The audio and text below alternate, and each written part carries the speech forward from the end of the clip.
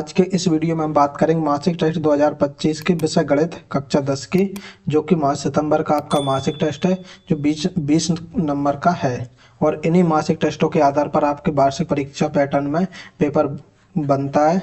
तो इस पूरे पेपर को जरूर देखें और समझें किस पैटर्न के आधार पर क्वेश्चन पूछे जाते हैं।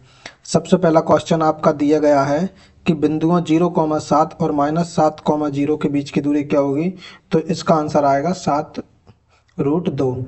और ये बीच की दूरी वाला आपका 7th चैप्टर का क्वेश्चन है। इस पूरे मासिक टेस्ट में आपका 7th और 8th चैप्टर क्लियर कराया गया है। बिंदु P 2,3 के एक्स अक्ष से दूरी, जब एक्स अक्ष से दूरी पूछे जाता है तो हमें बाय का मान यानी कोटि बताना है। 1 + tan स्क्वायर थीटा का मान क्या होगा, तो इसका मान होता है आपका sec स्क्वायर थीटा।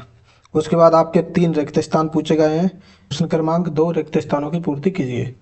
सबसे पहला क्वेश्चन, एक वृत्त के व्यास के सिरों के निर्देशांक -3,4 और 3,-4 हैं, तो उसके केंद्र के निर्देशांक क्या होंगे। हम जानते हैं कि केंद्र हमेशा वृत्त के बीचों बीच में बनता है और केंद्र के निर्देशांक इस बिंदुओं के मध्य बिंदु के निर्देशांक होंगे। तो मध्य बिंदुओं के जब निर्देशांक निकालेंगे तो इसका आंसर आएगा 0, 0 यानी मूल बिंदु। ठीक है।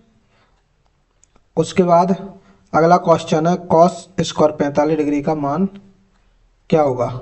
तो कॉस स्क्वायर 45 डिग्री का मान क्या होता है, 1/√2। ठीक है।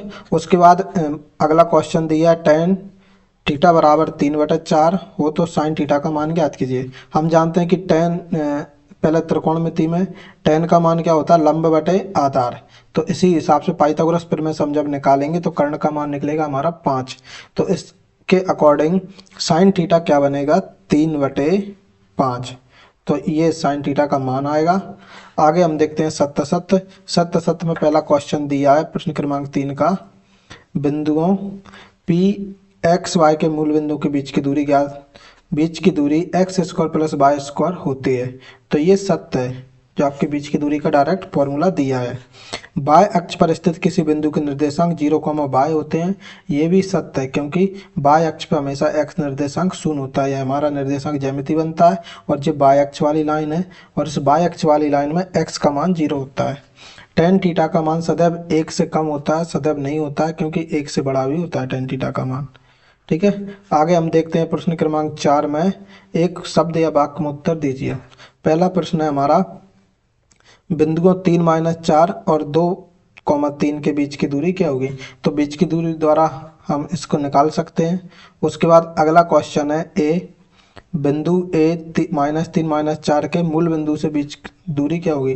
तो मूल बिंदु से निकालना जो अभी फॉर्मूला में दिया था वही हम रख देंगे, x का स्क्वायर प्लस y का स्क्वायर यानी -4 का स्क्वायर। जब हम ये निकालेंगे तो इसका आंसर हमारा क्या आएगा, 5। ठीक है, इसका आंसर 5 आएगा। उसके बाद आपका प्रश्न क्रमांक 6, 7, 5, 6, 7 दिया गया है, जो कि आपके क्वेश्चन है। ये आपका समदूरस्थ वाला क्वेश्चन आप देख सकते हैं कि एक बिंदु x y से दोनों बिंदुओं के समदूरस्थ पर है, तो x और y के मान ज्ञात करना है या संबंध बताना है। उसके बाद आपका ये 2 क्वेश्चन त्रिकोणमिति से दिए गए हैं। ये क्वेश्चन आपका मासिक टेस्ट का ये पूरा पेपर देख लिया है। वीडियो कैसी लगी कमेंट में ज़रूर बताएं, और सब किस किस सब्जेक्ट का आप मासिक टेस्ट देखना चाहते हैं कमेंट में उसका आंसर ज़रूर दें। धन्यवाद।